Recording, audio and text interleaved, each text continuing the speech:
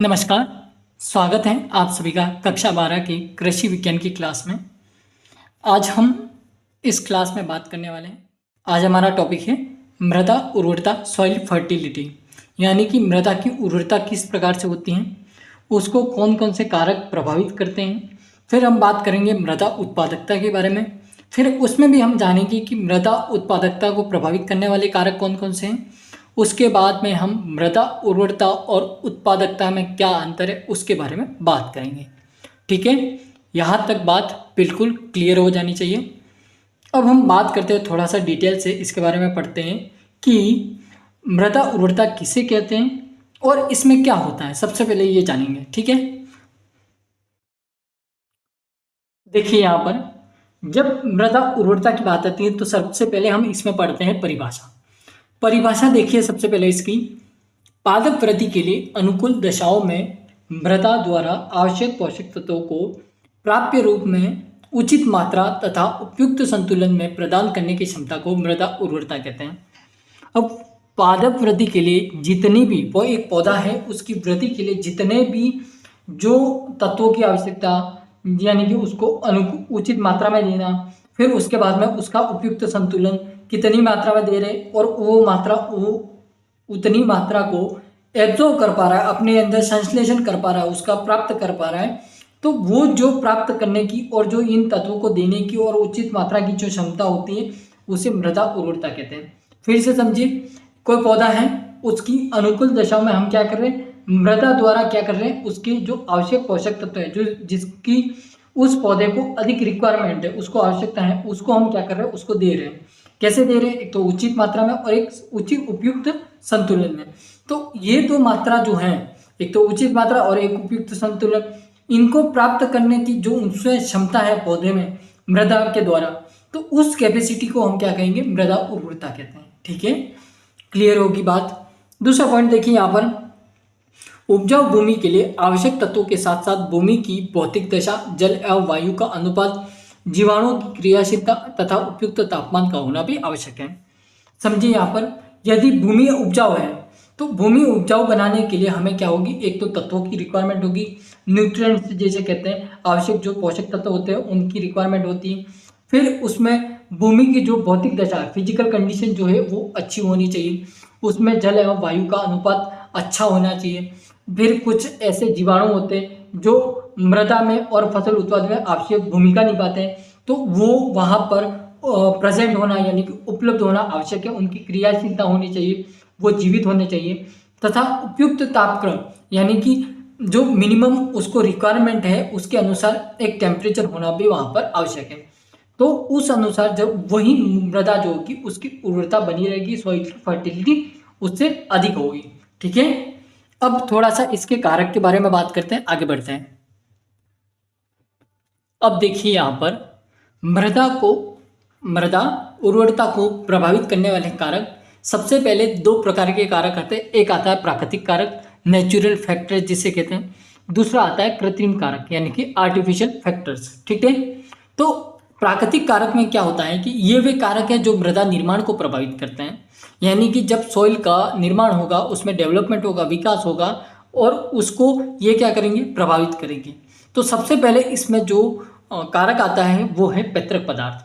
प्राकृतिक कारक के अंतर्गत सबसे पहला जो कारक आता है वो होता है पैतृक पदार्थ, या इसे पेरेंट मटेरियल कहते हैं। ठीक है, तो इसकी जब बात करें तो मृदा की उर्वरता पैतृक पदार्थ पर निर्भर करती है। मृदा की उर्वरता जो है पैतृक पदार्थ यानी कि उसके जो पूर्वजों के जो पुराने समय से पदार्थ हैं उसमें उपस्थित, उस पर निर्भर करती हैं। यदि पैतृक पदार्थों में पोषक तत्वों की मात्रा अधिक होती है तो मृदा उपजाऊ होती है। यदि उसमें जो पेरेंट्स मटेरियल है उसमें न्यूट्रिएंट्स, पोषक तत्व यदि उचित मात्रा में और अधिक मात्रा में उपस्थित हैं तो वो मृदा कैसी है, उपजाऊ है।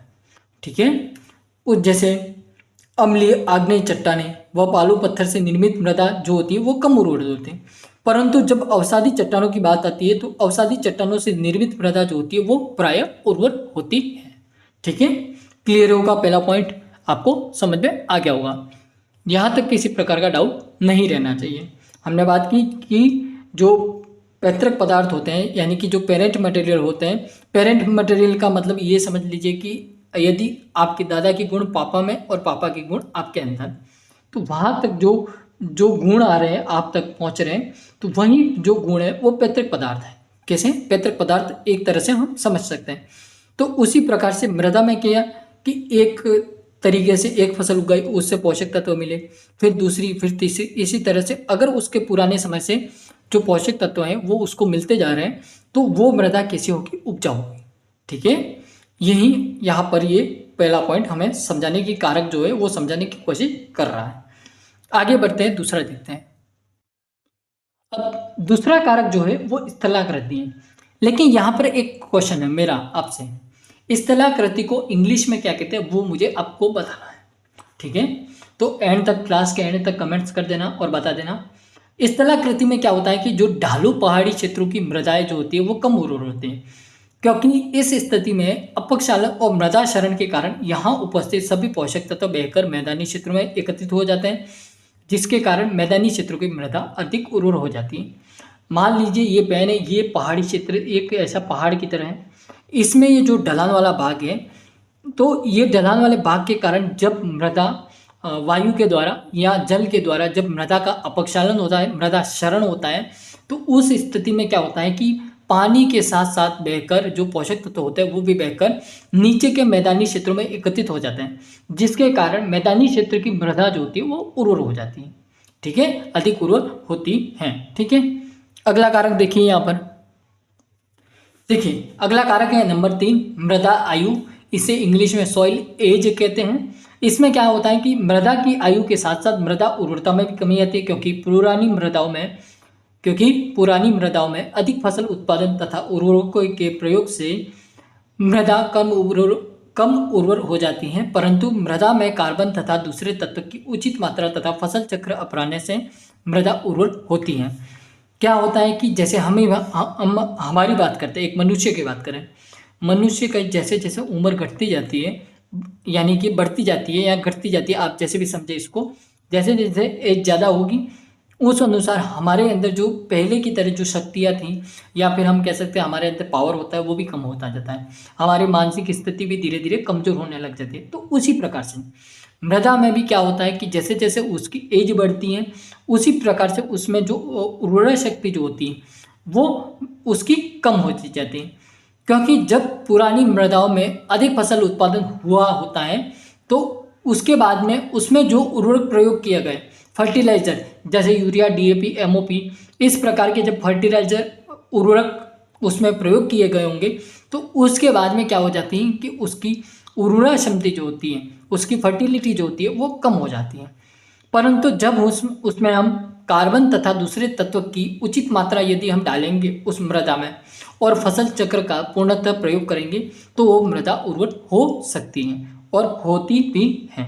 ठीक है, क्लियर होगा यहाँ तक। फसल चक्र में जैसे मान लीजिए एक गेहूं की फसल उगा दी, दूसरी दलहन उगा दी, तो दलहन वाली फसलों में क्या होता है, नाइट्रोजन की मात्रा अधिक होती है, तो वहाँ से पोषक तत्व हमें मिल सकते हैं। इसी प्रकार से ये कॉन्सेप्ट था। ठीक है, आगे बढ़ते हैं, अगला देखते हैं।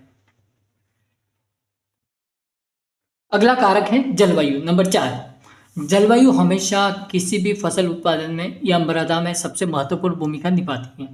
कैसे? यदि अधिक वर्षा वाले क्षेत्रों में मृदा में उपस्थित पोषक तत्व मृदा क्षरण व अपक्षालन द्वारा दूसरे स्थान पर पहुंच जाते हैं, जिससे मृदा कम उर्वर हो जाती है। लेकिन अधिक तापक्रम के कारण मृदा में उपस्थित कार्बनिक पदार्थों का अपघटन अधिक होता है, जिससे मृदा में अकार्बनिक पदार्थ की मात्रा में वृद्धि हो जाती है। ये कहना चाह रहा है कि जब अधिक वर्षा होगी तो उस स्थिति में क्या होगा कि मृदा के साथ साथ में पोषक तत्व मृदा क्षरण और अपक्षालन जो होता है, मृदा क्षरण और अपक्षालन क्या होता है मैं समझा देता हूँ आपको थोड़ा सा। कि मान लीजिए ये कोई खेत है, इस खेत में मैं पानी चला रहा हूँ और वो पानी के साथ साथ में जब मृदा भी जा रही है, यानी कि मिट्टी भी जा रही है उसके साथ में बहकर, तो वो क्या मृदा क्षरण कहलाता है। यानी कि खेत से मृदा का हटना, एक स्थान से दूसरे स्थान पर स्थानांतरित होना, तो वो क्या है मृदा क्षरण और अपक्षालन ही कहलाता है। ठीक है, तो उसी प्रकार से जब दूसरे स्थान पर पहुंच जाता है, जिससे मृदा क्या हो जाती, कम उर्वर हो जाती। लेकिन वहीं पर अधिक तापक्रम के कारण मृदा में उपस्थित जो कार्बनिक पदार्थ जो होते हैं उनका अपघटन अधिक होता है, जिससे मृदा में जो अकार्बनिक पदार्थों की मात्रा में क्या हो जाती है, वृद्धि हो जाती है। ठीक है, कॉन्सेप्ट क्लियर होगा। अगला बात करते हैं। अगला जो कारक है वो है मृदा में उपस्थित पोषक तत्वों की मात्रा। तो विभिन्न प्रकार की मृदाओं में अंतर्निहित पोषक तत्वों की मात्रा अलग अलग होती है। अंतर्निहित यानी कि मृदा के अंदर उपस्थित जो पोषक तत्व हैं उनकी बात हो रही है, ठीक है। तो उनकी मात्रा भी अलग अलग होती है। कुछ मृदाओं में नाइट्रोजन की कमी पाई जाती है तो कुछ में फास्फोरस की कमी पाई जाती है। जब मृदा के अंदर उपस्थित जो पोषक तत्व हैं उनकी मात्रा में वो अलग अलग मात्रा में होते हैं, लेकिन कभी कभी क्या होता है कि कुछ मृदाओं में नाइट्रोजन की कमी होती है तो कुछ में फास्फोरस की कमी होती है। तो कुछ मृदाओं में किसी एक विशेष तत्व की अधिकता भी पाई जाती है। मान लीजिए किसी एक तत्व की, जैसे कार्बन की अधिकता है किसी मृदा में, तो जिन मृदाओं में अंतर्निहित तत्वों की मात्रा अधिक होती है उनकी उर्वरा शक्ति जो होती है या फिर उस मृदा की उर्वरता भी होती है वो अधिक होती है, ठीक है। मान लीजिए कि हमने बात की नाइट्रोजन और फास्फोरस की कमी है किसी मृदा में, तो उसी मृदा में यदि मान लीजिए किसी एक तत्व की अधिकता भी है तो वो जो अधिकता है वो उस तत्व की, उससे क्या होगी, उसकी उर्वरता भी अधिक होती है, ठीक है। अगला देखते हैं, यहाँ पर समझ आ गया होगा।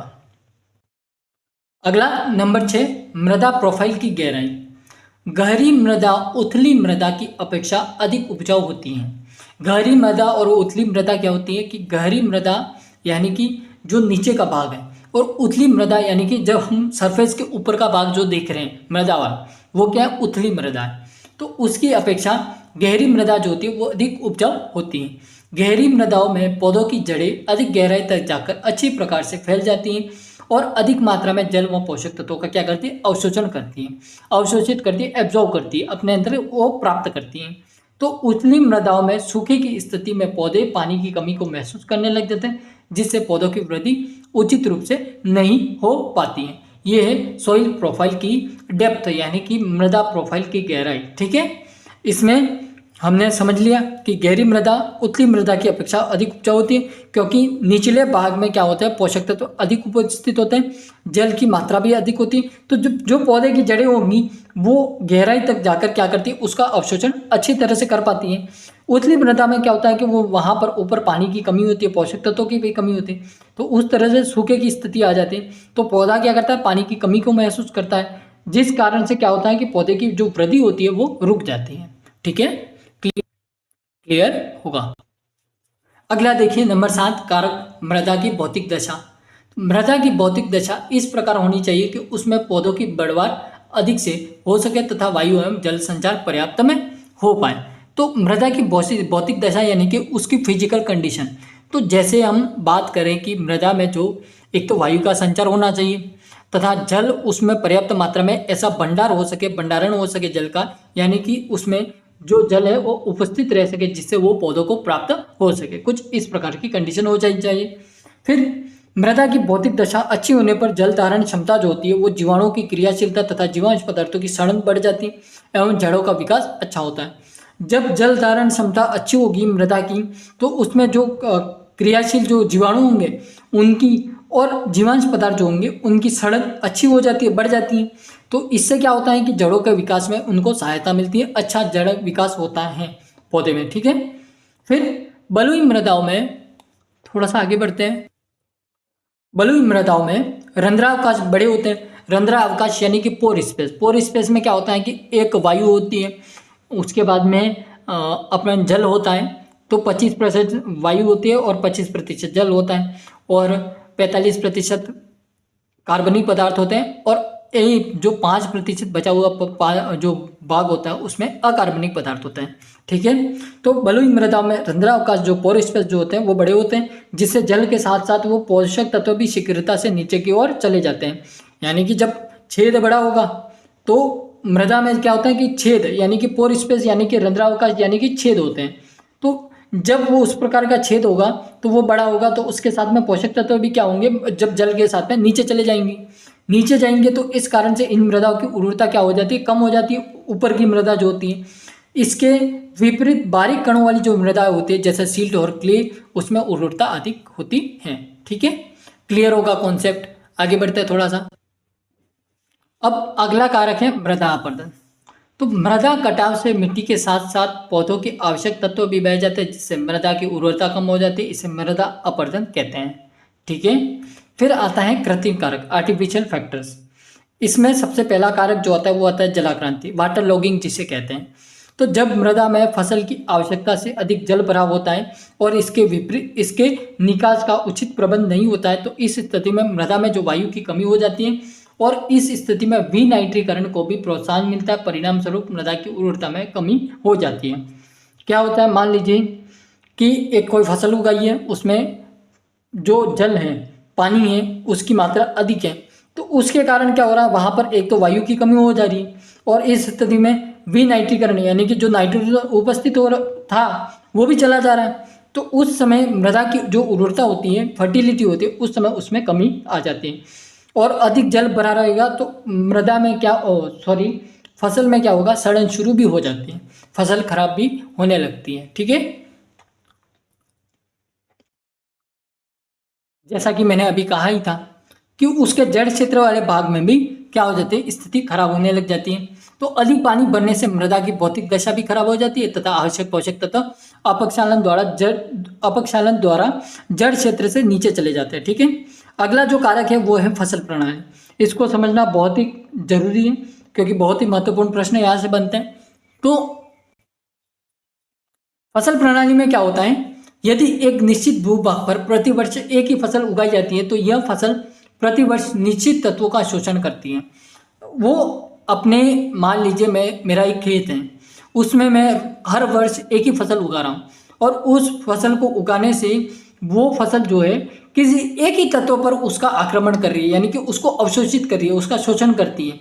तो उस तत्व की उसमें क्या हो जाएगी, कमी हो जाएगी मृदा में। तो वहाँ उसकी जो सॉइल की फर्टिलिटी, उर्वरता क्षमता जो होती है वो कम हो जाती है।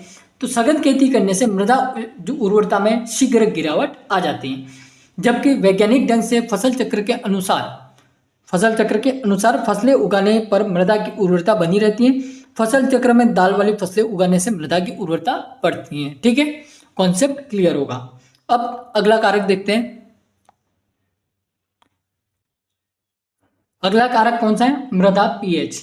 मुझे आप एक क्वेश्चन है मेरा, मृदा जो पीएच जो है इसकी पी और एच की आप मुझे पूरा नाम बताओगे। ठीक है, तो मृदा पीएच मृदा उर्वरता या पौधों को आवश्यक, यानी कि मृदा उर्वरता पौधों को पोषक तत्वों की प्राप्यता मृदा पीएच द्वारा प्रभावित होती है। अधिक अम्लीय मृदा में कैल्शियम और मैग्नीशियम की मात्राएं कम रहती है तथा लोहा, एल्यूमिनियम, मैग्नीशियम व तांबा की इतनी अधिकता हो जाती है कि इनका पौधों पर हानिकारक प्रभाव पड़ता है। ठीक इसके विपरीत क्या होता है, क्षारीय मृदाओं में कैल्शियम और मैग्नीशियम की मात्रा अधिक तथा लोहा और मैग्नीशियम व तांबे की प्राप्यता कम हो जाती है। इस प्रकार इन मृदाओं की उर्वरता में क्या हो जाती है, कमी हो जाती है। मान लीजिए कोई तत्व है जिसकी कमी या अधिकता हो रही है तो उससे क्या होगा, मृदा उर्वरता भी फर्क पड़ेगा, उस पर प्रभाव पड़ेगा, जिससे मृदा की उर्वरता में क्या हो जाती है, कमी हो जाती है। ठीक है, यही पॉइंट हमें समझाने की कोशिश कर रहा है। आगे बढ़ते हैं थोड़ा सा। अगला कारक है मृदा सूक्ष्म जीव। मृदा में उपस्थित मुख्य सूक्ष्म जीव शैवाल, कवक और एक्टिनोमाइसीट्स तथा जीवाणु होते हैं। कौन कौन से तत्व जीव होते हैं, एक तो शैवाल होता है, कवक होती है और एक्टिनोमाइसीट्स और कुछ जीवाणु उसमें उपस्थित होते हैं, मृदा सूक्ष्म जीव ये कहलाते हैं। कौन कौन से, शैवाल, कवक, एक्टिनोमाइसीट्स और जीवाणु, ये कौन से जीव है, मृदा सूक्ष्म जीव है। शैवाल जो होती है वो मृदा में वायु संचार को बढ़ाती है जिससे नाइट्रोजन का स्थिरीकरण अच्छी प्रकार से होता है। कवक और एक्टिनोमाइसीट्स जो होते हैं वो जटिल कार्बनिक पदार्थों को विच्छेदित कर, यानी कि छोटे छोटे टुकड़ों में कर उनका क्या करते हैं, ह्यूमस बनाने में सहायता करते हैं। ये मृदा में कार्बनिक पदार्थों को संचित करके मृदा की जो उर्वरता होती है उसको बनाए रखते हैं। ठीक है, आगे थोड़ा सा आगे देखते हैं। और राइजोबियम जीवाणु की जब बात करते हैं तो ये क्या करते हैं कि वायुमंडल की नाइट्रोजन का स्थिरीकरण करते हैं और पौधों को प्राप्य अवस्था में प्रदान करते हैं। इस प्रकार भूमि में सूक्ष्म जीव जितने अधिक क्रियाशील होंगे उतनी ही भूमि क्या होती है, अधिक उपजाऊ होती है। कवक क्या कर रहा है, कवक वायु संचार को बढ़ाता है जिससे नाइट्रोजन उसमें भूमि में प्रेजेंट हो रही है, यानी कि उपस्थित हो रही है, भूमि को मिल रही है, वायु संचार अच्छा। तो जो कवक और एक्टिनोमाइसीट्स होते हैं वो जटिल कार्बनिक पदार्थों को विच्छेदित कर क्या करते हैं, ह्यूमस बनाने में सहायता करते हैं। अब ये क्या करते हैं कि मृदा में जो कार्बनिक पदार्थ जो होते हैं उनको संचित कर, यानी कि एब्जॉर्ब कर उनका अवशोषण करके उनको क्या करते हैं, मृदा को प्राप्त करवाते हैं। उसी प्रकार से राइजोबियम जीवाणु जो होते हैं वो वायुमंडल की नाइट्रोजन का स्तरीकरण करते हैं। वो जो वायुमंडल की नाइट्रोजन है उसको एब्जॉर्ब करते हैं, यानी कि उसका अवशोषण करते हैं। स्तरीकरण यानी कि एक स्थान से दूसरे स्थान लाना, तो उस प्रकार से स्तरीकरण कर पौधों को क्या करते हैं, प्राप्य अवस्था में प्रदान करते हैं। इसी प्रकार भूमि में सूक्ष्म जीव जितने अधिक क्रियाशील होंगे उसकी उपजाऊ क्षमता भी उतनी अधिक होती है। ठीक है, आगे बढ़ते हैं। अगला है मृदा कार्बनिक पदार्थ। कार्बनिक पदार्थ सड़ने पर पौधों के लिए आवश्यक पोषक तत्व प्रदान होते हैं। जब जब कोई कार्बनिक पदार्थ ऑर्गेनिक मैटर जो होते हैं वो सड़ते हैं, उनमें सड़न होती है, तो उससे क्या होता है, पौधों को आवश्यक पोषक तत्व प्रदान होते हैं। अतः जिन मृदाओं में कार्बनिक पदार्थ की मात्रा अधिक होती है उनकी उर्वरा शक्ति भी अधिक होती है। चिकनी मृदा बलुई मृदा की अपेक्षा अधिक उपजाऊ होती है, क्योंकि चिकनी मृदा में जो अपने कार्बनिक पदार्थों की जो मात्रा होती है वो कम होती है, लेकिन जो चिकनी मृदा होती है वो उसमें कार्बनिक पदार्थों की मात्रा अधिक होती है। अपेक्षाकृत देखें तो अपेक्षा में तो बलुई मृदा में क्या होते हैं कि कम होती है। ठीक है, अगला देखिए कारक, मृदा जुताई की विधि व समय। ढालू खेतों की जुताई डाल के लंबवत करने से मृदा कटाव कम होता है और पोषक तत्व पानी के साथ बहकर खेत से बाहर नहीं जाते। यदि हम ढालू क्षेत्र में कोई खेती कर रहे हैं, जुताई कर रहे हैं, तो हमें क्या करना है कि डाल के जैसा डाल है उसी प्रकार से हमें क्या करनी, उसकी जुताई करनी। तो जब जुताई उसी प्रकार से करेंगे, डाल के लंबवत करेंगे, लंबवत यानी कि मान लीजिए ये कोई डाल है, हमें जुताई इस प्रकार से करनी, इस प्रकार से। तो जब हम एक लाइन जो है डालू वाली है उसके सीधी लाइन में उसकी जब जुताई करेंगे तो इस प्रकार से उसमें क्या होगा कि जो खेत की जो मृदा है वो पानी के साथ में बहकर बाहर नहीं जाएगी। ठीक है, अगला पॉइंट है, आवश्यकता से अधिक जुताई करना हानिकारक होता है, क्योंकि अधिक ताप से कार्बनिक पदार्थ जल जाता है तथा भौतिक दशा पर कुप्रभाव पड़ता है। भूमि को उचित गहराई तक समय पर जोतने से ही उसकी उर्वरा शक्ति में वृद्धि होती है। यदि मान लीजिए हमने आवश्यकता से अधिक जुताई कर दी तो उसमें जो कार्बनिक पदार्थ जो उपस्थित होंगे वो जल जाते हैं, यानी कि जो धूप पड़ती है, सूर्य की ऊष्मा जो होती है उसके कारण जल जाते हैं, और उसकी जो भौतिक दशा, फिजिकल कंडीशन जो होती है उस पर कुप्रभाव पड़ता है, यानी कि बुरा असर पड़ता है। और उससे क्या होता है कि जो भूमि की उर्वरा शक्ति है उसमें कमी आ जाती है। यदि हम भूमि को उचित गहराई पर और उचित समय पर जोतने से उसकी जो उर्वरा शक्ति होगी उसमें वृद्धि होगी। ठीक है, आज की क्लास को यहीं तक रखते हैं। कल की क्लास में मृदा उत्पादकता, सॉइल प्रोडक्टिविटी से कंटिन्यू करेंगे। तो आई होप पूरी बात समझ में आ गई होगी। धन्यवाद, मिलते हैं नई क्लास के माध्यम से, तब तक के लिए जय हिंद, वंदे मातरम, बाय।